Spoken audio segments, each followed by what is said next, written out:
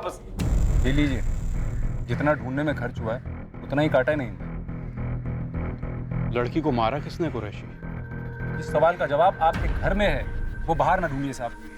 खुदा। लखन, अगर तुम हमें फैज की खबर या उसकी लाश के बारे में नहीं बताएगा तो यहीं सड़ेगा। और याद रखना, यहाँ से निकलने के लिए तू एक एक मिनट तड़पेगा। साहब मुझे सच में कुछ नहीं पता। साहब वो फैज की खुदकुशी के बारे में सुनते ही रामजी भाई ने मुझे फोन किया था साहब। अरे कैसे पैसे रामजी भाई? उस फैज के बच्चे के चक्कर में सारे पैसे खर्च हो गए। लेकिन उसने तो खुदकुशी कर ली मेरी बेटी को मारने के बाद। देखो रामजी भाई, आपकी बेटी का मुझे खेद है, पर पैसे तो मैं लौटाने से रहा। रखता हूं।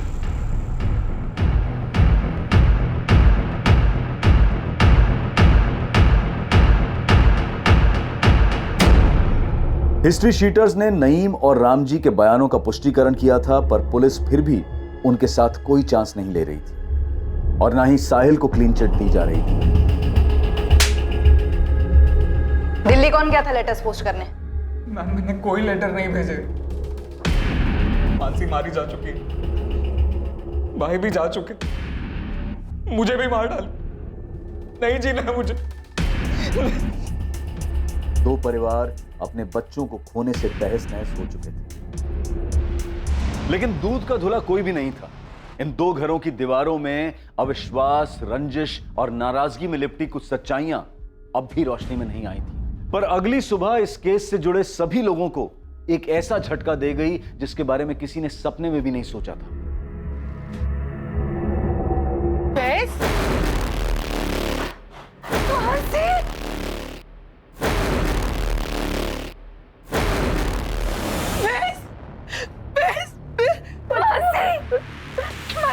तू ठीक है ना? तू कहाँ चली गई थी बेटा? कहाँ चली गई थी मानसी?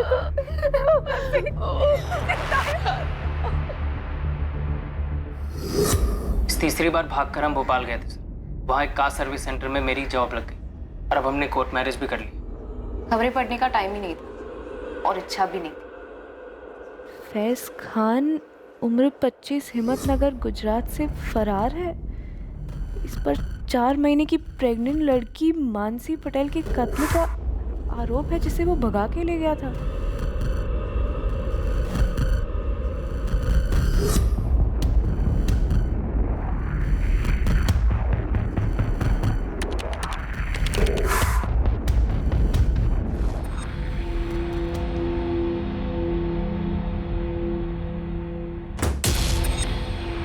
क्या हुआ मानसी? डर के मारे हम 3 दिन घर में ही बैठे रहे कैदियों की तरह, और फिर वो सेकंड झटका आया जब वो लेटर्स वाली खबर आई। सुन मानसी, मेरे नाम से लिखे गए ये सुसाइड लेटर्स फर्जी हैं, पर हम फर्जी नहीं और ना ही हमारी शादी फर्जी है। पता नहीं कौन है जो तुम्हारा मर्डर, ये लेटर और मेरे सुसाइड की झूठी अफवाहें फैला रहा है और क्यों। मुझे लगता है हमें। मैं बैग पैक कर लेती हूँ। 1 घंटे में अहमदाबाद एक्सप्रेस निकली। अनरिजर्व तो अनरिजर्व सही, चलते और ये सारा ड्रामा खत्म करते। ये कल रात की बात थी और आज हम दोनों आपके सामने बैठे, बिल्कुल जिंदा और उतने ही प्यार में जितना 1 साल पहले थे। और अब हम शादी भी कर चुके। और मैं प्रेग्नेंट नहीं हूँ, लेकिन आप लोगों को शक करने की आदत है, इसलिए चाहे तो टेस्ट करवा सकते हैं। आप लोग सब बाहर वेट कीजिए। हमने डीएनए टेस्ट करवाया नहीं। रामजी पटेल ने बोला कि मानसी की बॉडी है, हमने भी मान लिया कि मानसी ही है। रामजी, ये मानसी ही है। बड़ी भूल हुई सर, डीएनए टेस्ट कराना चाहिए था। सर लाश के अंश बचा कर रखे हैं, केस क्लोज होने तक वो लैब में रहेंगे। शुक्र है, विक्टिम को आइडेंटिफाई करने में कुछ तो आसानी होगी। सर इस रामजी पटेल ने और सविता पटेल ने बॉडी की शिनाख्त की थी, हो सकता है जानबूझ के की।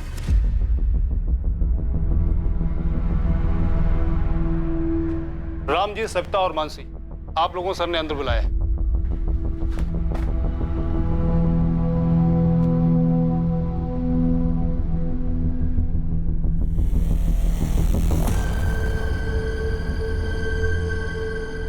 आप लोग मेरे साथ आइए। मानसी, क्या लगता तुम, वो चिट्ठियां लिखकर फैज को कौन फंसाना चाहता हो? बाकी लोगों का मुझे नहीं पता सर, लेकिन मैं एक आदमी को जानती हूँ जो फैज को फंसाना चाहता था।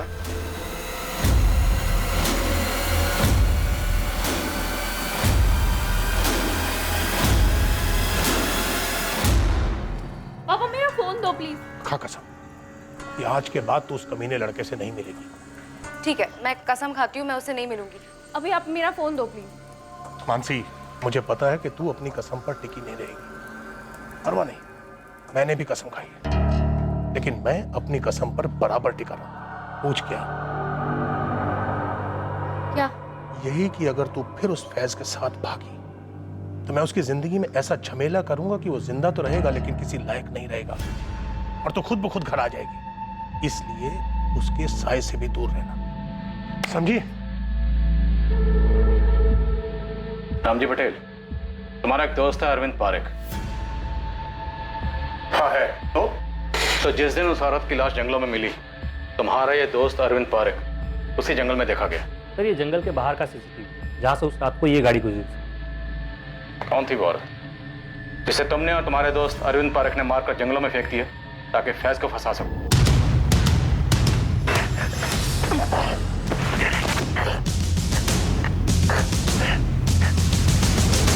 अरविंद, मुझे निकलना होगा। ये लो, आप इसे ठिकाने लगा दो, मैं चलता हूं।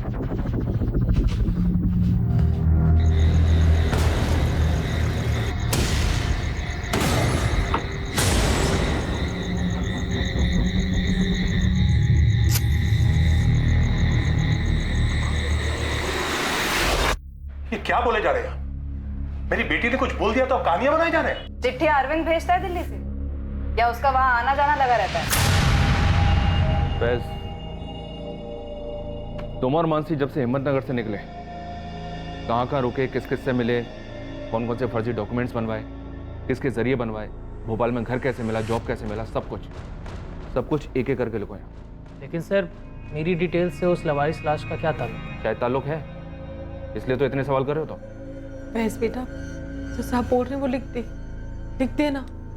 साहब अब हमें जाने दीजिए। अब ये तो कोर्ट तय करेगा कि आप लोग कहाँ जाओगे, घर जाओगे या जेल जाओगे। साहब कुरैशी भी बोल चुका है कि सुपारी नहीं थी। बोलने का क्या है नईम खान, बोलने को तो फैज ने भी कहा था ना तुमसे कि वो अहमदाबाद की किसी शादी में गवाह बना था।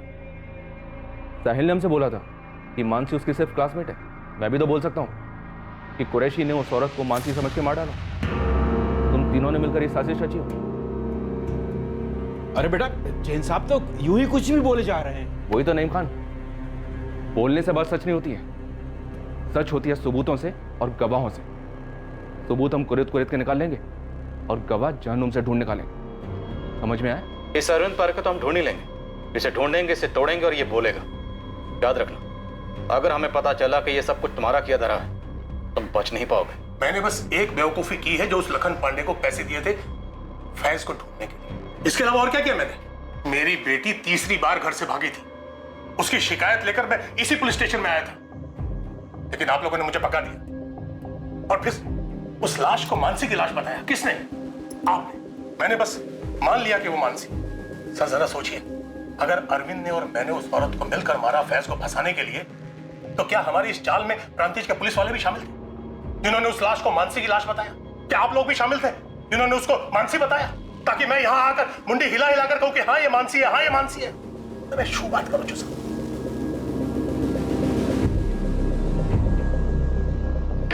बोलिए सर।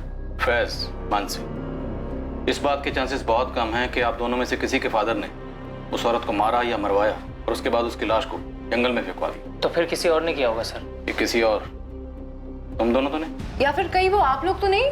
सीरियसली?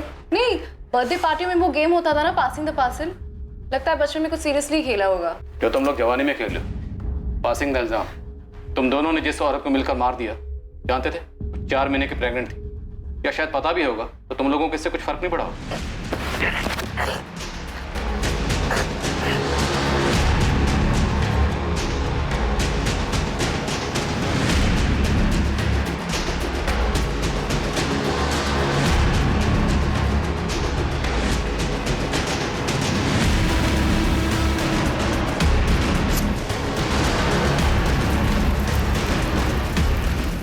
फिर अपने किसी दिल्ली के दोस्त से वो लेटर्स लिखकर पोस्ट करवाए। आखिर हम क्यों करेंगे इतना ड्रामा? क्योंकि ड्रामा करना तुम्हारी आदत है। घर से 3-3 बार भाग चुके हो तुम लोग। पहली बार ड्रामा किया माँ बाप को भांपने के लिए, दूसरी बार राशिद और शबनम बनकर रहे, जब पकड़े गए वापस लाए गए तो तीसरी बार फुल एंड फाइनल ड्रामा, ताकि कोई तुमको ढूंढे ना। क्यों नहीं हो सकता? नहीं हो सकता, क्योंकि हम कोई टेढ़े मेढ़े मर्डर करने वाले लोग नहीं है। हम कोई क्राइम शो के फैंस नहीं है, हम लव स्टोरी के फैंस हैं। क्या मारी गई औरत की भी कोई लव स्टोरी थी? और अगर थी तो वो लवली और स्वीट तो कतई नहीं थी। और उस औरत का खान परिवार, पटेल परिवार, मानसी और फैज, इन सब से आखिर क्या ताल्लुक? फैज और मानसी को सेफ हाउस दिया गया है। ये एड्रेस है। करना क्या मैडम? इन दोनों पर साहिल खान, मुमताज खान और सविता पटेल, इन सब पर नजर रखनी है। कोई धनिया पत्ता लेने भी निकले ना तो कितना लिया इसका डिटेल भी चाहिए मुझे। मिल जाएगा मैडम। वैसे गुस्सा की माफ हो, अब ये केस आप लोगों का नहीं बनता ना? लेकिन एक जिम्मेदारी तो बनती है ना हितेन। किसी ने हमारे साथ खेल खेला है ये चिट्ठियां भेजकर, और ये लेटर राइटर अगर हमारे संदिग्धों में हुआ तो ये केस अब भी हमारा है।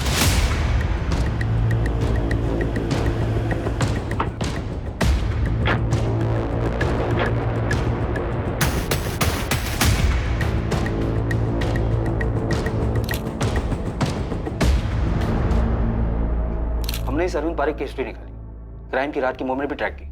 ये वाकई में अपनी बेटी के घर गया था, अपनी नाती के जन्मदिन पर। और सर हमने इसके और आपके सस्पेक्ट रामजी पटेल दोनों की दोस्ती को भी खंगाला, लेकिन कुछ नहीं निकला सर। और उसकी कार में से भी ऐसा कुछ नहीं मिला जो मर्डर की तरफ इशारा करे। तो रामजी पटेल के दोस्त अरविंद पारेख का उस दिन उन्हीं जंगलों के आसपास देखा जाना महज इत्तेफाक समझे? हाँ, अगर लाश मानसी की होती तो जिस लाश को तुम लोगों ने मानसी समझा, हमने मानसी समझा, मानसी के माँ बाप ने भी मानसी समझा, वो लाश किसकी थी? जब हमें वो लाश मिली तो हमारे पास 2 मिसिंग कंप्लेन थी। एक 4 महीने पहले की मानसी पटेल मिसिंग केस, जिसे आप लोगों ने करेक्ट किया और हमें बताना जरूर नहीं समझा। और दूसरा गांधीनगर की एक शादीशुदा औरत का, रुचिका मकवाना नाम था उसका। सर जब हमें वो लाश मिली उसके 2 दिन पहले गांधीनगर में उस लड़की की मिसिंग कंप्लेंट फाइल हुई।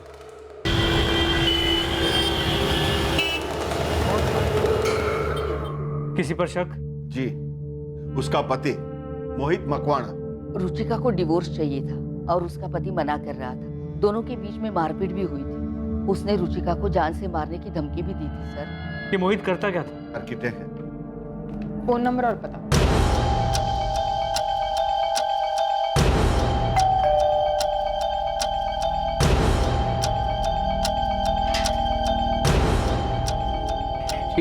मोहित मकवाना, रुचिका मकवाना आपकी बीवी है? हाँ है। क्या हुआ रुचिका को? ये तो मुझे पूछना चाहिए। क्या किया रुचिका के साथ? मैंने कुछ नहीं किया, सारा दिन साइट पर था, थक कर सोया था। रात के 1:15 बजे आपकी बीवी घर से गायब है और आप आराम से सो रहे थे। उस दिन से मोहित मकवाना कजौली गांधीनगर की कस्टडी में है। तो लाश की डिटेल सबसे पहले तुम लोगों ने गांधीनगर पुलिस स्टेशन भेजी? जी हाँ, पर वहाँ से नेगेटिव जवाब आया। क्यों? पोस्टमार्टम रिपोर्ट के मुताबिक मौत गला घुटने की वजह से हुई और उसके बाद बॉडी को जलाया गया। औरत 4 महीने पेट से थी।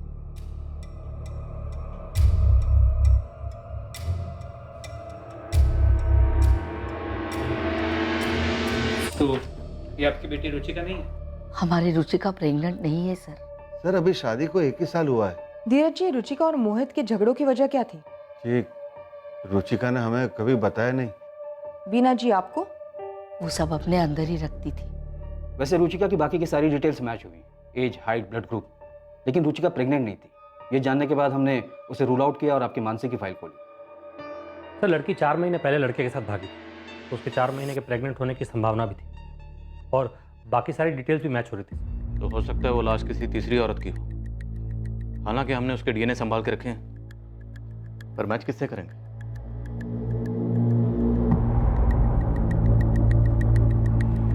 हो सकता है सर लाश को किसी और जगह से लाया गया और उसे जलाकर प्रांतिश में फेंक दिया हो। गरीब औरत होगी, आगे पीछे कोई नहीं। हमारे संदिग्धों में से किसी ने मारा हमें गुमराह करने के लिए। ये जली हुई लाश फैज और मानसी के केस से कनेक्टेड तो बिल्कुल है। भले इस वक्त हमारे पास कोई पुख्ता सबूत नहीं है, पर वो लेटर्स उन्हें नज़रअंदाज नहीं कर सकते। वो पक्का किसी साजिश का हिस्सा।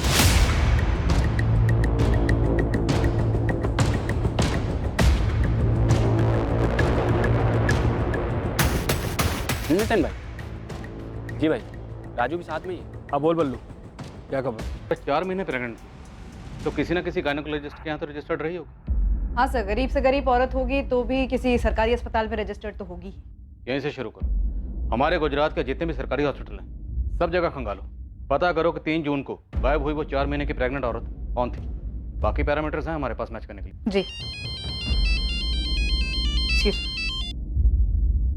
सर, पूरे स्टेट में सैकड़ों सरकारी अस्पताल हैं जहाँ लाखों यंग औरतें 4 महीने प्रेग्नेंट रही होंगी। तो माना का दायरा काफ़ी फैला हुआ है, लेकिन करना तो पड़ेगा ना।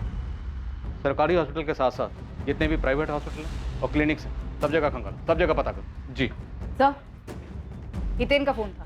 उसके खबरी बल्लू और राजू रामजी पटेल और नईम खान को फॉलो कर रहे थे। रामजी पटेल और नईम खान के बीच में एक मीटिंग हुई।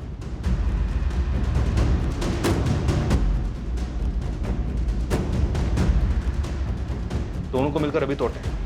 हो सकता है दोनों ने मिलकर उस औरत को मार डालो। तोड़ेंगे परेश, पर अभी नहीं। अब नहीं। हितेन और उसके खबरियों से कहो कि नज़र बनाए रखें, पता करें कौन कौन किस किस से मिलता है। ठीक है सर।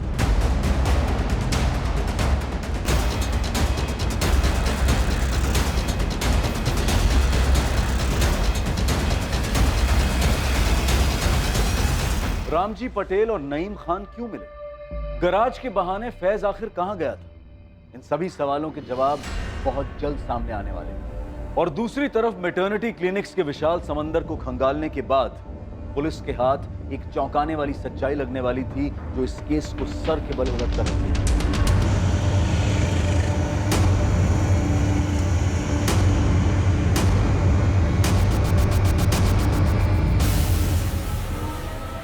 जी, ये रुचिका मखमाने मेरी पेशेंट ही थी। कौन सा ट्राइमेस्टर था इसका? दूसरा स्टार्ट हुआ था और मेरा लास्ट अपॉइंटमेंट इसके साथ 11 मई को हुआ था। रुचिका सब कुछ एकदम नॉर्मल है, बच्चे की ग्रोथ भी एकदम परफेक्ट है। बस मैं तुम्हें कुछ सप्लीमेंट्स लिख देती हूँ, उन्हें तुम टाइम पे लेती रहना, बाकी तो सब नॉर्मल है।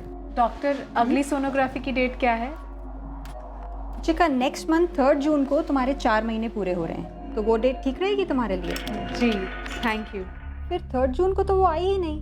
हमें उसकी बॉडी 3 जून को ही मिली, तो अगर ये लाश रुचिका की थी तो उसका मर्डर 3 जून को ही हो गया होगा। रुचिका ने कभी आपसे कोई ऐसी बात कही कि उसकी फैमिली बच्चे से खुश नहीं थी? नहीं, मुझसे तो उसने कभी भी ऐसी कोई बात डिस्कस नहीं की थी। खुश लगती थी हमेशा, एकदम नॉर्मल।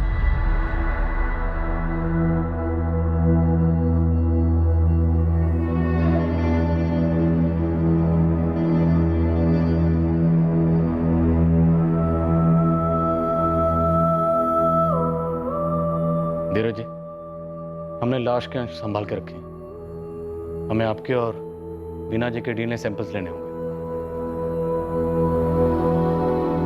मुझे यकीन ही नहीं हो रहा है कि रुचिका प्रेग्नेंट थी और उसने मुझे बताया तक नहीं। शायद 4 महीने पूरे होने के बाद बताने वाली थी। नहीं, वो अपने पति से बच्चा चाहती ही नहीं थी। क्यों? क्योंकि उससे मुझसे डिवोर्स चाहिए था। तुम्हारी शादी तो 1 साल पहले हुई थी। एग्जैक्टली मैं उसे यही कह रहा था सर।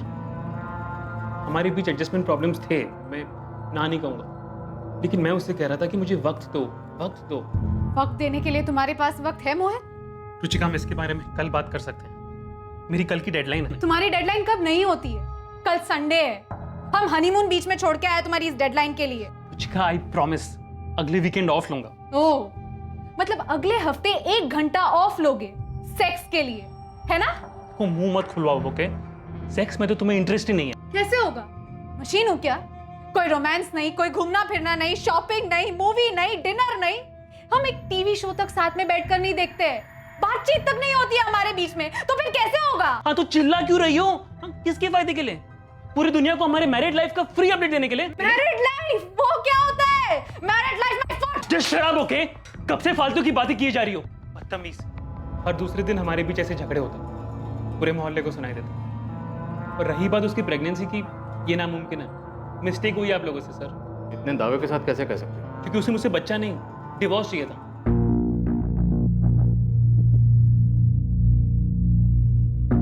रुचिका, मुझे तुमसे कुछ कहना है। मुझे भी। रुचिका, देखो, मैं सोच रहा था कि हमारे बीच इतना टेंशन है, अगर हम बच्चा करें तो शायद चीजें बेहतर हों। हाँ मोहित, मैं तुमसे कहने वाली थी मुझे डिवोर्स चाहिए। मैं अब और ऐसे नहीं रह सकती। ऐसे नहीं रह सकती मतलब? हाँ? मैं कि तुम्हें टॉर्चर करता हूँ जो तुम ये ड्रामा कर रही हो? तुम्हें पूरी जिंदगी ना यही रहना होगा मेरे साथ इसी रिश्ते में। जिंदगी भर। 6 महीने में अगर तुमसे डिवोर्स नहीं लिया ना तो मेरा नाम भी रुचिका नहीं। पिछले 6 महीने से वो अलग सोती थी, हमारे बीच सेक्स नहीं, सिर्फ सन्नाटा था, ढेर सारा गुस्सा था।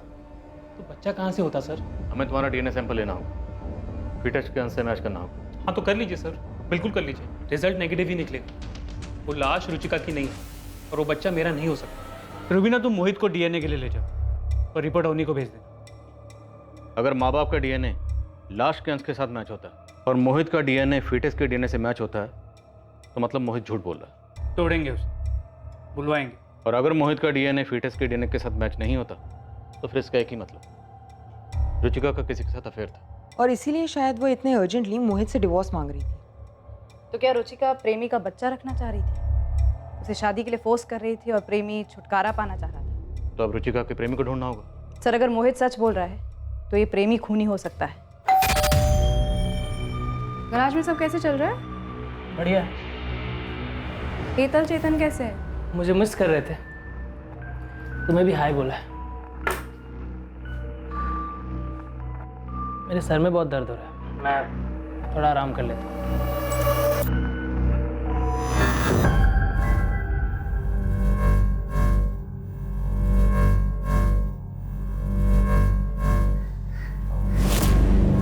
फोन पे फोन किए जा रही थी मैं। कहाँ गए थे आप? दुकान पर भी नहीं थे। एक जरूरी काम था। नहीं, कुछ छुपा रहे हैं आप? आपने मुझे बताया नहीं कि आपने मानसी को धमकी दी थी कि आप फैज को फंसाएंगे।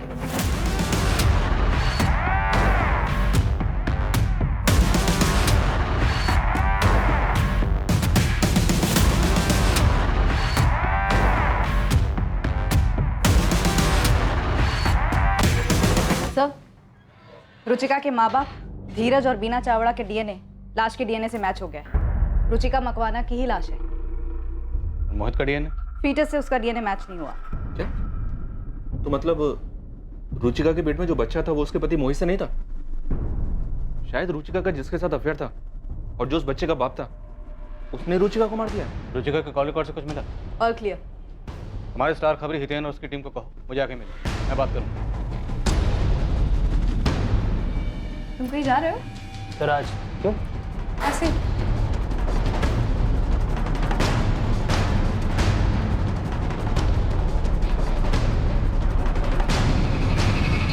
इलाहाबाद और गांधीनगर में रुचिका के बॉयफ्रेंड ढूंढने से अच्छा होगा कि रुचिका के कॉल रिकॉर्ड चेक किया जाए। अरे वो तो हम कर ही लेंगे, पर आपके सारे केसेस फोन रिकॉर्ड से सॉल्व होंगे।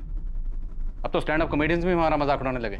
जरा सोचो, जब ये मोबाइल फोन नहीं थे तब केसेस कैसे सॉल्व होते थे? सूंघ कर, मैदान में कूद कर, कूद जाओ मैदान में।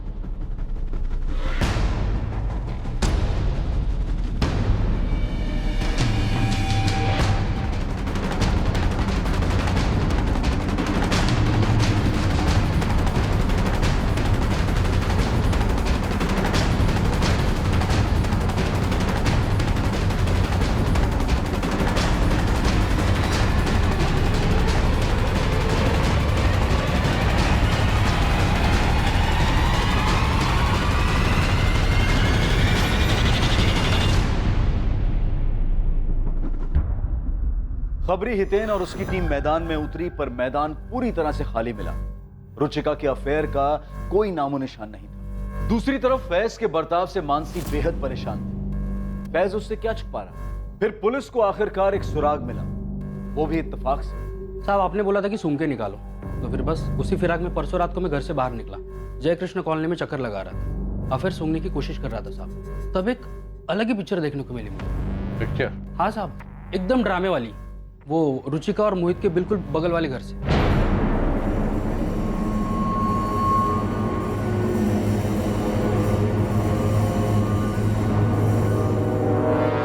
से रुचिका के मर्डर की खबर आई है तुमने तो अपना डिवोर्स का जाप ही करना बंद कर दिया।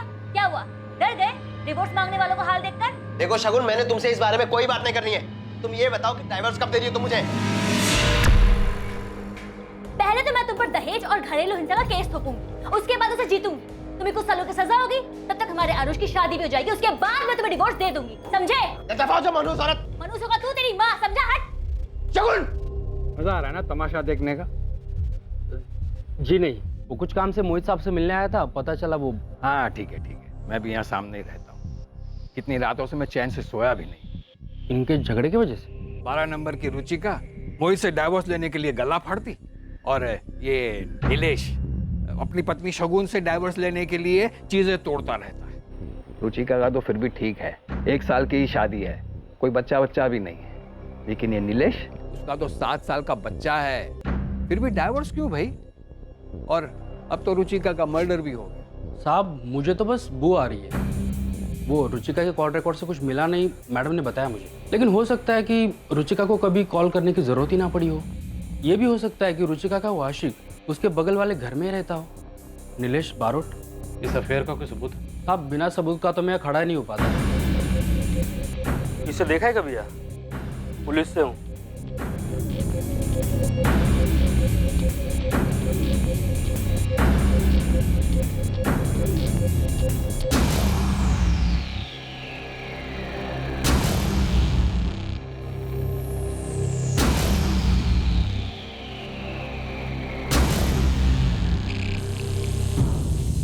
ये नीलेश का फोटो और ये नीलेश का नंबर। सब कॉल रिकॉर्ड भले ही साफ हो, लेकिन लोकेशन रिपोर्ट से बहुत कुछ हाथ आ सकता है। सर ये अपना किलर हो सकता है, पर मुझे नहीं लगता इसने ये अकेले ने किया।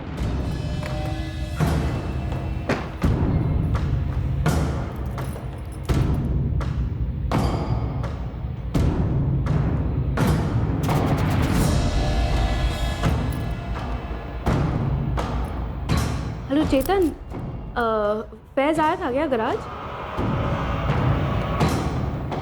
नहीं, ऐसे ही पूछ रही थी, वो उसका फ़ोन नहीं लग रहा था। मैं बाद में बात करती हूँ।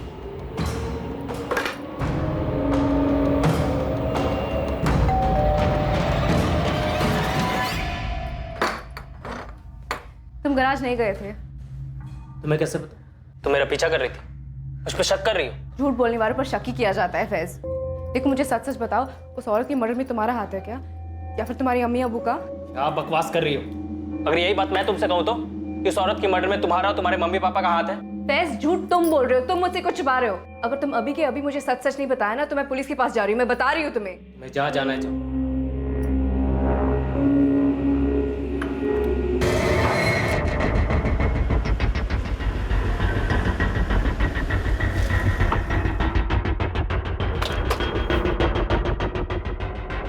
नीलेश बारोट ऑफिस में है? जी, सुबह से कहीं गए नहीं।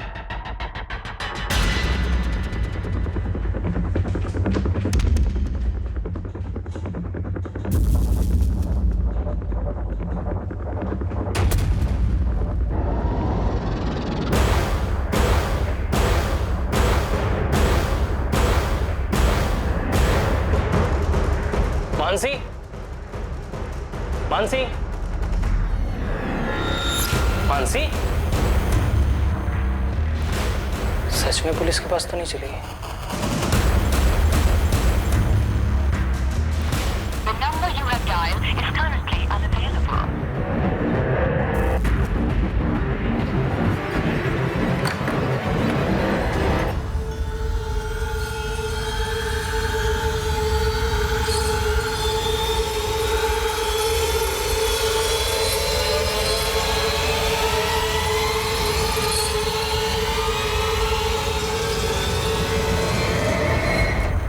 देखिए, आप लोग मुझ पर इस तरह से झूठा इल्जाम नहीं लगा सकते। एक तो आप ये केस सॉल्व कर नहीं पा रहे हैं, और ऊपर से मुझे बली का बकरा बना रहे हैं। आपके किसी भी सवाल का कोई जवाब नहीं दूंगा मैं। मुझसे आपको कुछ नहीं मिलने वाला। हमारे इस लॉकअप में अक्सर मुजरिम उगलते हैं और हम सुनते हैं। आज कुछ अलग करते हैं। आज हम बोलेंगे और तू सुनेगा। तुम और रुचिका पड़ोसी थी, पड़ोसी से फिर दोस्त बने, दोस्त से फिर प्रेमी और प्रेमिका, और फिर तुम दोनों में अफेयर शुरू। ज्यादा वक्त नहीं लगा होगा करीब आने में, सब ठीक चल रहा था, पर फिर रुचिका प्रेग्नेंट हो गई। शादी करना चाहती होगी तुमसे, और तुम्हारी बीवी तुम्हारे ऊपर केस करने की बात कर रही थी। तुम दोनों तरफ से फंस चुके थे और वक्त निकला जा रहा था। नीलेश आज 4 महीने पूरे हुए हैं। कल सोनोग्राफी है 6 बजे। मैं मोहित को सब कुछ सच सच बता देना चाहती हूँ। लेकिन रुचिका, उससे शगुन को भी तो सब कुछ पता चल जाएगा ना। उसने खुलेआम धमकी दी है, बोलती है केस ठोक दूंगी। और नीलेश, मैं अब और इंतजार करना नहीं चाहती। मैं सबको जल्द से जल्द बता देना चाहती हूँ कि मैं माँ बनने वाली हूँ, तुम्हारे बच्चे की, तुम्हारे साथ रहना चाहती हूँ। और वैसे भी कुछ दिनों में लोगों को दिखने ही लगेगा कि मैं प्रेग्नेंट हूँ। प्राण तीज में कुल मंदिर है, वहां चल करके शादी कर लेंगे कल। लेकिन तुम्हारी बीवी, वो केस? अरे वो सब छोड़ो ना, एक बार हम लोग शादी कर लेंगे तो मोहित और शगुन को सब कुछ सच सच बता देंगे। अरे बोल देंगे प्यार करते हैं यार। एक मिनट, पर 3 जून को तुमसे गलती हो गई। 3 जून को तुमने अपना फोन अपने साथ ही रखा, और वो भी ऑन। शायद तुमने अपने साथी से कोऑर्डिनेट करने के लिए रखा होगा।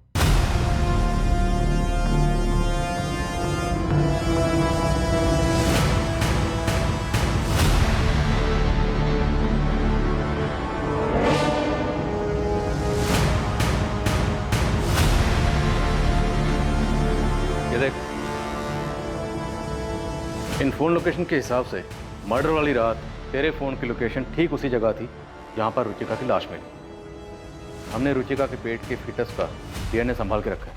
वो सैंपल अब तुम्हारे डीएनए से मैच होगा। तू भी जानता है रिजल्ट क्या आएगा? रिजल्ट आएगा पॉजिटिव। क्यों? क्योंकि वो तेरा बच्चा है।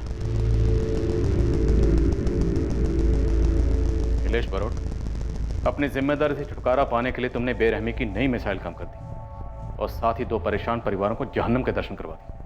इतना ही नहीं, फैज के नाम का झूठा सुसाइड नोट लिखकर फॉल्स एविडेंस प्लांट करके हमें गुमराह करने की कोशिश की। बहुत घुमा लिया तुमने। अब बोल, वरना अच्छे खासे लोगों को गायब करके उनकी लाशों को ठिकाने लगाना हमें भी आता है। बोल, मेरा साथीदार कौन था?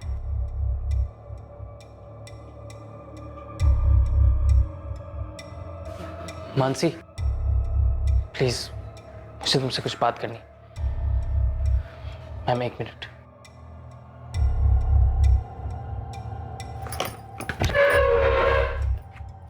बोल, कौन था जोड़ीदार? बोल बोल बोल बोल बोल बोल बोल, कौन था जोड़ीदार? बोल।